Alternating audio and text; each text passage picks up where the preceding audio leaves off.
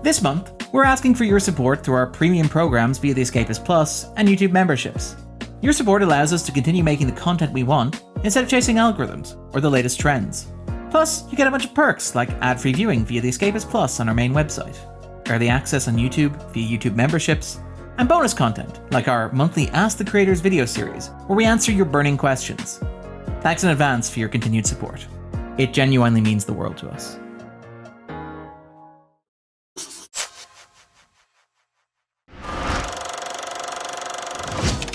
To mark the recent passing of character actor Christopher Plummer, and because the film will celebrate its 30th anniversary in December, we thought we might take a look at Star Trek VI: The Undiscovered Country. Released as part of the Star Trek franchise's 25th anniversary celebrations, The Undiscovered Country is the last Star Trek film to feature the entire original cast, and is structured as a farewell to these veteran characters. However, what's most striking about The Undiscovered Country, watched 3 decades removed from its original context, is how comfortable the movie is in that farewell. In the grand Star Trek tradition, The Undiscovered Country is a somewhat laboured metaphor.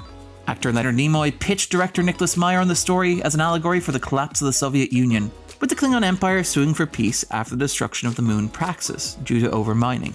This natural disaster stood in for the role that the Chernobyl disaster played in the dissolution of the USSR. Kirk even explicitly alludes to Francis Fukuyama's theory of the end of history that would follow the end of the Cold War, a period in which liberal democracy had triumphed over its adversaries, and the world was largely unchangeable. However, The Undiscovered Country is not just a celebratory farewell. It is also a reckoning. Star Trek was a product of the Cold War, and the Klingons had long been stand-ins for a racialized enemy other. They were frequently played by white actors in brownface with Fu Manchu goatees to make them look, to quote the teleplay from their first appearance, Oriental, hard-faced. Over the years, the portrayal of the Klingons would grow more nuanced, but those early portrayals are still unsettling watch today. The end of the Cold War forces the characters to grapple with the legacy of that portrayal. Kirk is horrified that Spock volunteered the Enterprise to escort the Klingon Chancellor to Earth. Don't believe them. Don't trust them. They're dying. Let them die. The film also makes it clear that Kirk's opinions about Klingons are not an outlier. They all look alike. What about that smell? The Undiscovered Country is in many ways about grappling with the boundaries of the utopianism of the original Star Trek.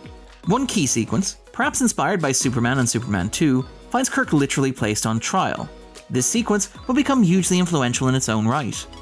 The original Star Trek was reasonably progressive for its time, with characters like Uhura inspiring women like Whoopi Goldberg and Maya Jameson to pursue their careers. So Lieutenant Uhura was maybe the first woman that you saw every day or every week on television who worked in a technical field. It wasn't until Lieutenant Uhura did I realize that I was in the future. That you were allowed in the future. However, there were clear limits to that idealism baked into the premise, many of them baked in by series creator Gene Roddenberry. To pick an illustrative example, it's notable that Roddenberry's script for the final episode of the original run of Star Trek was essentially an extended treatise on how women were unfit for command. Your world of starship captains doesn't admit women. It isn't fair. Even Leonard Nimoy called out the script's staggeringly sexist argument, that women, although they claim equality, cannot really do things as well as, under certain circumstances, as a man, in an interview conducted for William Shatner's memoir, We're No Man.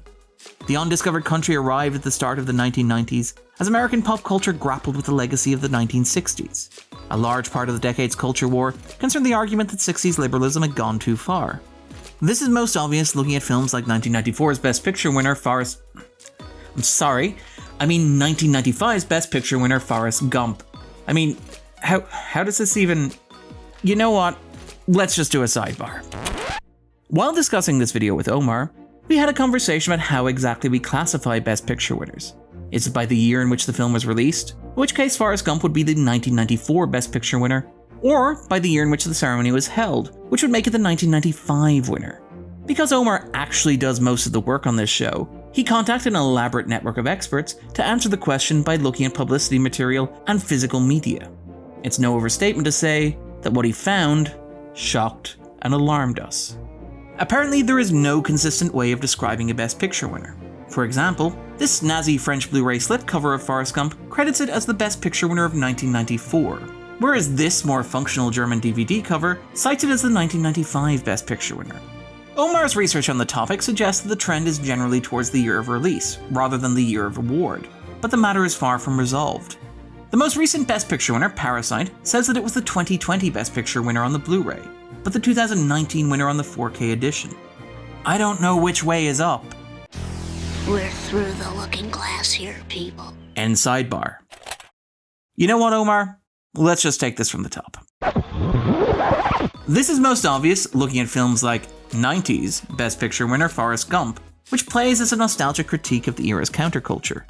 It's also obvious looking at coverage of the Clinton impeachment, which portrayed Clinton's sexual indiscretions as a consequence of 60s liberalism gone wild. In contrast, The Undiscovered Country critiques the limits of 60s liberalism, arguing that perhaps it didn't go far enough. Early on, the film places a racist tirade in the mouth of Admiral Cartwright, played by Brock Peters. Klingons would become the alien trash of the galaxy. Peters is still probably best known for playing Tom Robinson in the 1962 adaptation of To Kill a Mockingbird. When Kirk arranges a diplomatic meal with the Klingons, Chekhov quips, Guess who's coming to dinner? evoking the title of the classic 1967 racial drama starring Sidney Poitier. Even the climax of the movie evokes the Kennedy assassination, most obviously in the extended cut, with its shadowy conspiracy and the revelation the assassin is not who he appears to be. It's also a skilled nod to Scooby-Doo. It's Colonel West. At its core, The Undiscovered Country is a film about how eventually history catches up to yesterday's progressive heroes. How on earth can history get past people like me? And that those heroes need to step aside and let a younger generation take charge. Perhaps even the next generation?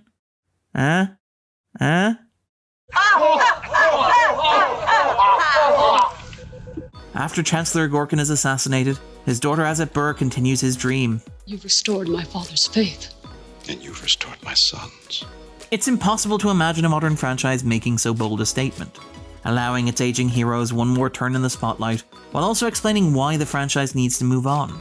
Indeed, The Undiscovered Country was controversial at the time. Gene Roddenberry objected to the movie's plot, just as he had objected to now beloved Star Trek The Next Generation episodes like The Measure of Man or Family. Maybe Kirk wasn't the only person that history needed to get past. Fandom reaction to The Undiscovered Country was quite polarized.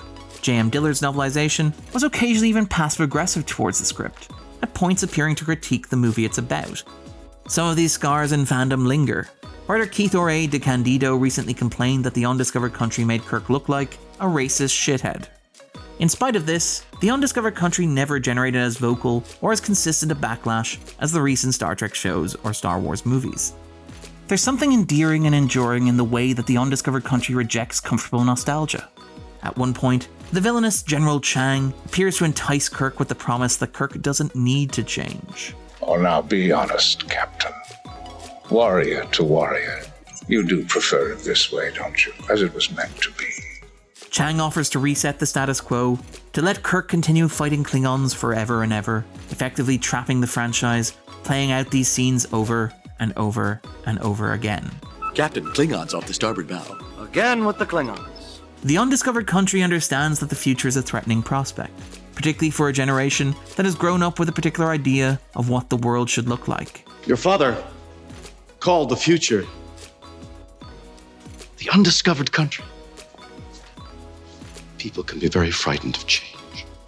Gorkin likens the future to the undiscovered country from Shakespeare's Hamlet, a metaphor for death. The dread of something after death. The undiscovered country. However, the undiscovered country suggests, perhaps as the text is interpreted in the original Klingon, You have not experienced Shakespeare until you have read him in the original Klingon. that it might just be the unknown waiting for all of us. 3 decades later, it's impossible to imagine a major franchise demonstrating this level of introspection without provoking a fandom civil war. In this respect, The Undiscovered Country provides a contrast with films like The Rise of Skywalker, in that The Undiscovered Country is about an older generation learning that they need to step aside to make room for those that will follow, while The Rise of Skywalker is about how that older generation is never too old for a joyride in the Millennium Falcon. It is perhaps instructive to compare The Undiscovered Country to the subsequent attempts to bid farewell to the next generation in the decades that followed. The final movie starring the cast of The Next Generation, Star Trek Nemesis, sold itself as a generation's final journey, mirroring the plot of Peace with the Klingons with a plot about peace with the Romulans. However, Nemesis failed to meaningfully grapple with the idea of the crew's maturity, beyond opening with the wedding of Deanna Troi and William Riker. If anything, Jean-Luc Picard was less mature than he had been on the show, given his newfound, and actor-dictated, enthusiasm for dune buggies. I will always be puzzled by the human predilection for piloting vehicles at unsafe velocity. Nemesis confronts Picard with a younger version of himself, a Romulan clone named Shinzon, who was, and I'm not kidding here, cloned from a strand of Picard's hair. Insert joke here. Instead of reconciling with Shinzon, Nemesis hinges on Picard defeating his younger self. While Nemesis does kill off the fan-favorite character of Data, it also replaces Data with an identical copy called B4 that is also played by actor Brent Spiner. As such, there's no sense of farewell or finality, no sense that it's time for anybody to move on. This carries over to the recent spin-off Star Trek Picard. The show begins as a story of generational failure, even more severe than that in the Undiscovered Country. Acknowledging Picard's failures to the younger generation that followed him, confronting him with the traumas inflicted on his surrogate son Elnor, his mentee Raffi Missiker, and even Seven of Nine. Picard finds the title character tasked with protecting Data's twin daughters, Daj and Soji, as a way of atoning for his past failures. There are a lot of dead children in Picard, from Seven of Nine's surrogate son Icheb to Troy and Riker's son Thaddeus. However, Picard is never about the title character learning that he needs to step aside and let these children decide for themselves.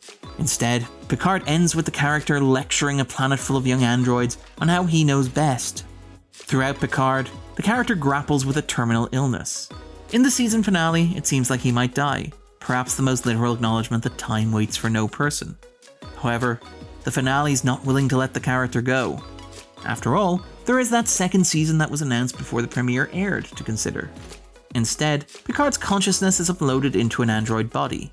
Ultimately, Picard decides that the title character is too important to let the Star Trek franchise get past him.